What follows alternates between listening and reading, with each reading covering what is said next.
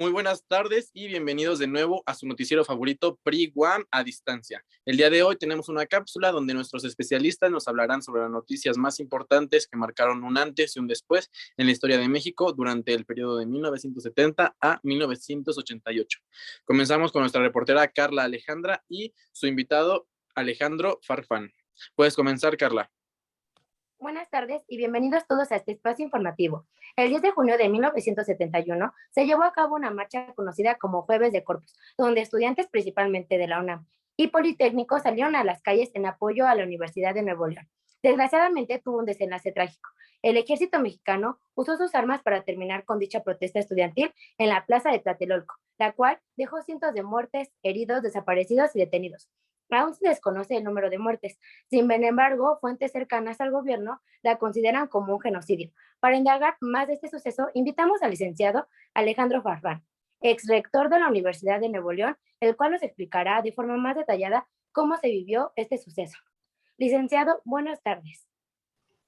Hola Carla, buenas tardes. Muchas gracias por invitarme y desgraciadamente el tema de hoy es otro momento trágico en la historia del país. Estoy en acuerdo con usted y nos unimos con todos los familiares de los alumnos que buscaban un poco de igualdad. Sin embargo, la gente está interesada en saber los detalles de este suceso. ¿Me podría contar qué fue el halconazo? El halconazo lo podemos considerar como un suceso que se dio cuando se celebraba el Jueves de Corpus, donde estudiantes principalmente de la UNAM y del Politécnico salieron a las calles en apoyo de la Universidad de Nuevo León. Entiendo, sin embargo, se han especulado varias teorías, noticias falsas, y nos gustaría saber por qué se dio este suceso y por qué las universidades como la UNAM y el Politécnico se unieron. Es muy importante decir que desde finales de la década de 1960, la UAM, Universidad Autónoma de Nuevo León, profesores como estudiantes presentaron una ley orgánica donde se proponía un gobierno paritario. ¿Pero qué es el gobierno paritario? Es cuando se emplea que las diversas partes que lo conforman tengan igualdad de número y derechos de sus miembros. Gracias a esto llegó a la rectoría Héctor Ulises Leal Flores en 1971. En total desacuerdo. El gobierno redujo los presupuestos y obligó al Consejo Universitario a aprobar un nuevo proyecto de ley donde se suprimía la autonomía de la universidad. Por ello, los estudiantes salieron a las calles a manifestar su descontento y quienes integraban el comité estudiantil pudieron a las demás universidades del país pedirle su apoyo. La UNAM y el Politécnico respondieron y decidieron unirse y realizar una manifestación masiva el 10 de junio de 1971. De acuerdo, y en cuanto al desarrollo de la marcha, ¿dónde inició y qué sucedió? Esta marcha iniciaría en las inmediaciones del casco de Santo Tomás para después tomar la calle de Carpio y salir hacia la calzada México-Tacuba. Sin embargo, cuando el contingente avanzaba por Avenida de los Maestros, los llamados halcones abrieron fuego contra los estudiantes desde las alturas. Por ello, a esta matanza se le conoce como el halconazo. ¿Y usted conoce o sabe quiénes eran los famosos halconas? Durante mi gestión se decían muchas cosas. Se escuchaba que estos grupos solo afectaban a la comunidad universitaria. Muchas veces podrían convertirse hasta en una amenaza, como lo sucedió. Y a detalle podemos decir que eran los miembros de un grupo paramilitar, jóvenes reclutados en barrios marginados y violentos de la capital mexicana, que habían sido entrenados por militares de los gobiernos de Estados Unidos y México a finales de esa década. En este caso, usaron dos armas para poder combatir el movimiento, los cuales fueron calibre 45 y carabinas 30 M2. Estos fueron las responsables de abatir a miles de jóvenes manifestantes, quienes corrieron para poder salvar sus vidas. No obstante, la persecución, acabó después de horas. Hombres armados intimidaron en las salas de urgencia de los hospitales a médicos y enfermeras para que no atendieran a los marchistas heridos, pues el objetivo no era disolver la manifestación, sino matar. Perfecto, y hoy años después de la horrible noticia que nos dio el gobierno mexicano, ¿considera que se perdieron de vista algunos derechos en el famoso halconazo? Para mi entender, sí. Sin embargo, solo mencionaré los más destacados. El primero sería el derecho a la vida, el segundo sería derecho a la integridad personal, El tercero, derecho a la libertad de reunión. El cuarto, derecho a la libertad de expresión. Y por último, el derecho a la protesta social y pacífica. Perfecto, licenciado. Agradezco mucho su tiempo en este espacio y que nos ayudara a conocer un poco más del tema. Regresamos al estudio con Gustavo. Muchísimas gracias, Carla y Alejandro, por esta información brindada, y continuamos con nuestra reportera Alondra Baloes, que nos hablará sobre el sexenio de José López Portillo.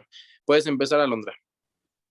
Hola, ¿qué tal? Primero que nada, muy buenas tardes. Y pues bueno, hoy recordaremos un capítulo muy importante, sobre todo para la economía de nuestro país. Somos ricos, hay que administrar la abundancia. Recordamos tras 43 años del anuncio del enigmático expresidente y mandatario José López Portillo sobre la producción del petróleo. El Pozo Cantarell, ubicado en Campeche, en el Golfo de México, de un área de 162 kilómetros cuadrados. Este pozo tenía un aproximado de producción en ese entonces de 4.290 barriles diarios, razón por la cual llevó al exmandatario a fijar la economía únicamente en base al petróleo. Tanto Luis Echeverría como José López Portillo, antes ambos dos exmandatarios, surgió una política bastante interesante y que fijó el rumbo de la política económica del país, que es la economía a base del petróleo. Tenemos a una invitada especial, analista experta en el tema, egresada de la Universidad Autónoma Metropolitana, que nos hablará sobre sus puntos de vista, su análisis y su investigación sobre este tema. Daniela, ¿estás con nosotros? Hola, Alondra, buenas tardes, ¿cómo estás? Buenas tardes, Daniela. Bueno, queremos que nos cuentes, que nos expliques qué piensas acerca de que se haya fijado la economía únicamente en este sector, que es el sector energético. También que nos expliques qué repercusiones tuvo a largo plazo, es decir, en la actualidad, qué significó que Pemex fijara el rumbo de la economía del país. Pues mira, en primera instancia, no se debió haber enfocado toda la economía mexicana en cuanto al petróleo, porque se desplazan a otros campos. Entonces, también está el aspecto de que el petróleo es un recurso no renovable y es un factor que pues tiene mucho que ver con lo que fue la economía durante esa etapa. Por eso se dice también que se puede catalogar como una economía inestable, porque el auge del petróleo, como tú sabes, duró solo unos pocos años. Muy bien. Sé que es un poco apresurado tal vez para estos momentos hacer especulaciones, pero me gustaría saber qué piensas. ¿Qué crees que México en ese momento hubiera podido tal vez no llegarse a convertir en un país rico, pero desarrollarse económicamente mejor? Pues mira, dentro de lo que cabe, sí, pudimos llegar a ser un país rico con una estabilidad económica pues firme, pero sin embargo la mala administración que fue durante el periodo de José López Portillo llevó a México a un periodo de crisis. También se vio que hubo una decadencia en cuanto a precios, perdón, un desbalance en cuanto a precios, y pues la economía mexicana se vio más afectada como no se había visto en muchos años. Entonces el enfocar la economía solamente en el petróleo, sin duda fue una mala jugada por parte de nuestro presidente, y todo esto provocó, como ya te dije, una gran crisis en México, y algo de lo que más se puede rescatar es que llegamos inclusive a las devaluaciones del peso. Muy bien, Daniela. Pues muchas gracias por tu aportación. La verdad es que fue una decisión bastante complicada, bastante importante, se podría decir, porque prácticamente fijó lo que fue el rumbo de la economía y política del país. Y pues bueno, muchas gracias, Daniela. Nos despedimos de ti, esperando que te encuentres bien, y regresamos contigo al estudio, Gustavo. Muchísimas gracias por esta información, Alondra, y tu invitada, Daniela Landero. Lamentablemente la cápsula ha llegado a su fin y el programa también. Muchísimas gracias por sintonizar este noticiero y que tengan una excelente tarde. Sigan usando cubrebocas, que no se olviden que seguimos en pandemia. Gracias.